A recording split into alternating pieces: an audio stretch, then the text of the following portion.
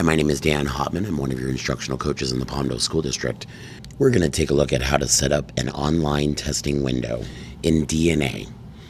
So remember from the last video, my class link looks nice and clean. That's just the way I like it. And I keep all of my testing in this folder right here, labeled testing. And that's where I find DnA. So remember, we always start in class link. So I'm going to go ahead and head into DnA. Once the magic happens, it should log me straight in. There we go. Now we need to set up an online assessment. And so I'm going to do this twice. I'm going to do this with two different sets of students. So I'm going to pretend I'm a 4th, 5th grade split. And the reason I'm doing that is so that way you can see me set up the window twice.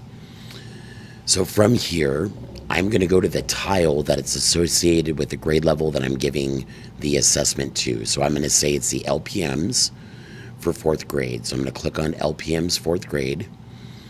And I'm going to give the quarter 1 LPM math 4th grade assessment.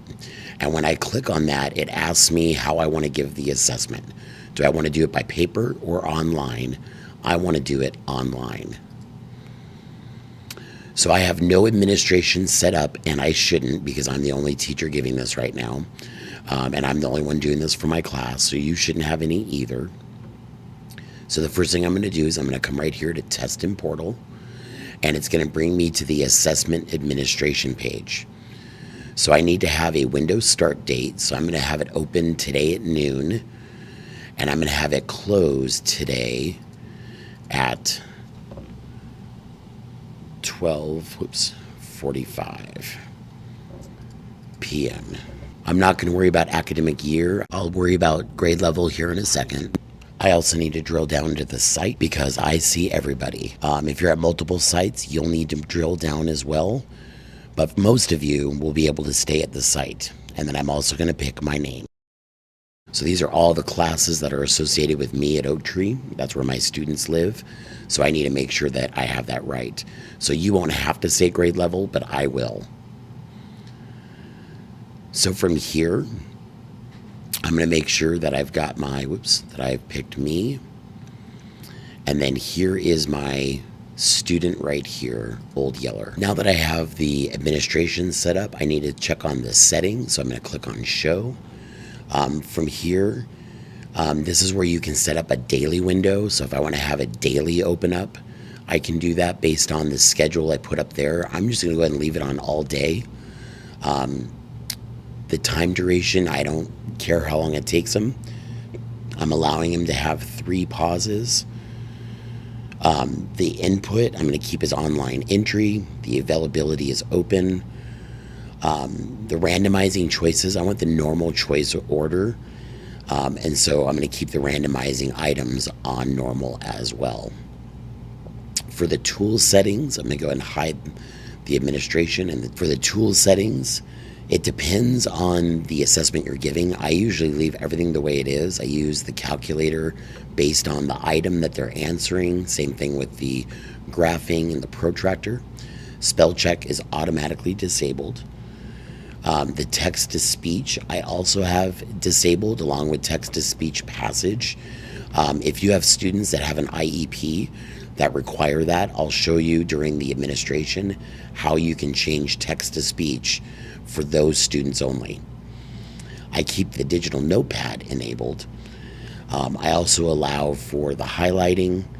I do not allow for the color contrast or the dictionary. And I also enable the strike through, which is already done. Reference material and ruler, I don't need those. Those are automatic. The zoom text, I keep that at the standard as well. For the online testing or the online assessment review settings, I'm going to show that.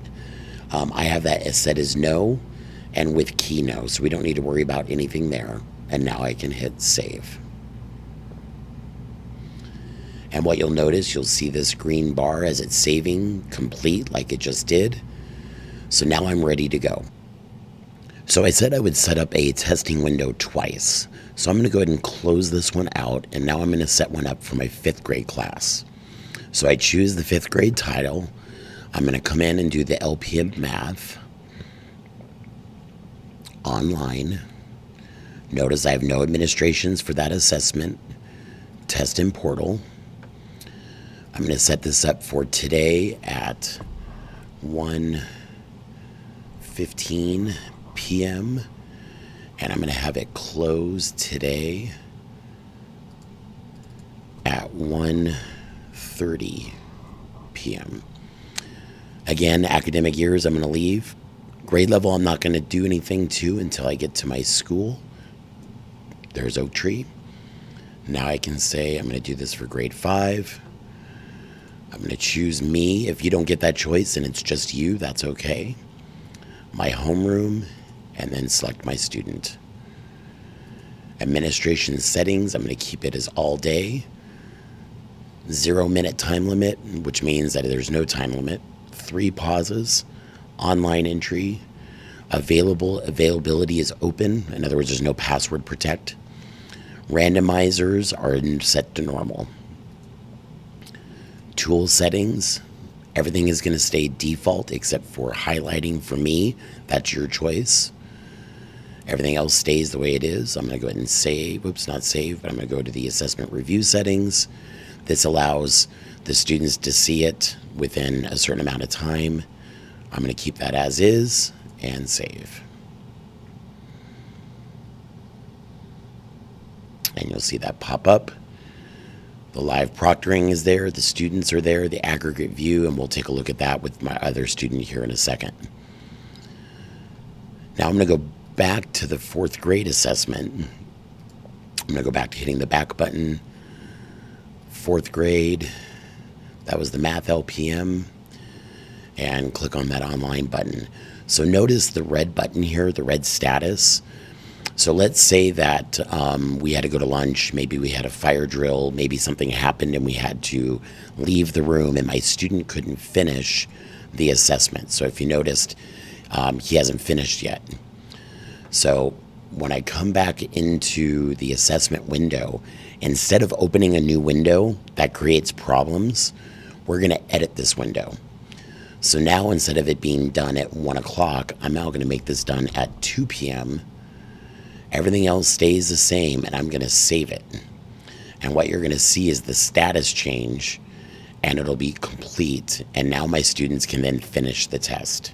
Now that I have my students working on their assessment, let's take a look at a couple things. The first thing I'm going to look at under tools is live proctoring. So with live proctoring, I can actually see that my students are working and whether or not they're getting things correct or not correct. Let me just make sure you understand. Please, please, please do not show this up on the Promethean while you're giving the assessment. And you can see why. Because the students can see correct and incorrect answers as people work. So that's live proctoring. And so as they move through the assessment, you'll be able to see how well that they are doing on that assessment. Even when they're just clicking through on answers. You can see, wow, that can be dangerous. So that's the live proctoring. Let me go back a step. Actually, let me go back into live proctoring. So the other thing I can look at too is how each of the questions did for everyone in the class. I can look at those separately. So I can look at all the students at once and separately. Now I mentioned about the text-to-speech. If you hit those 3 dots there, I can enable that text-to-speech for an individual student, not for the whole class. Let me go back to my home page here. There we go. Same thing with the student view. I can see how long they've been on it, what number they're on, how many times they've paused. So if I have the student pause here, you'll see that when I go back into the student view, there's that it's paused currently and it's at number 1. So if you have a student that needs to go to the restroom, who might need to get called up to the office for some reason, or maybe they're going to resource, you can have them pause their assessment and you'll be able to see that there. You can see how long it takes them. Again, you can do the enable text-to-speech from here as well. I'll talk about the force finish here in a second. Let me go back a page. The other thing is the aggregate view. This will tell you of all the questions. It's kind of like in the view we saw earlier. We can see what percent of the class has started, what percent are correct, and we can see the number correct and incorrect as they work. So as they come back in and they start to work again, you'll be able to see this pop up as they finish.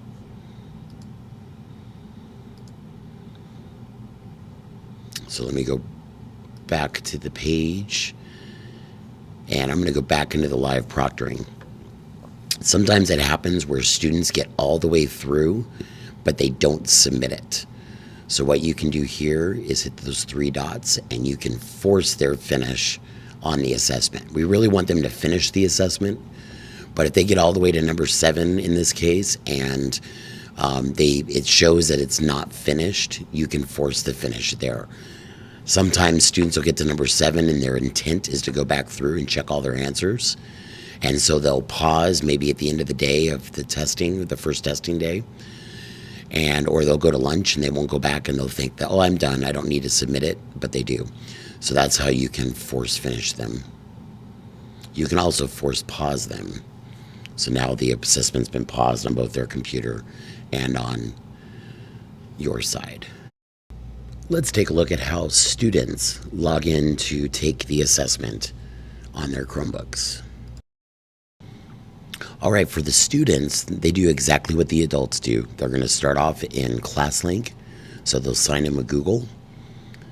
And as it takes them in, they'll then move over to DnA Student. From there, they'll either continue to the portal or take an assessment. Since they know that the window is open and ready to go, they'll take an assessment. This is the assessment that's open for them. They'll click on that. And then from here, they'll begin the test. Now, this is an actual LPM that I'm showing, so I don't want to go in and show the actual problems. So I'm going to stop it right here at this point. Good luck in your class. And again, if you need any help, reach out.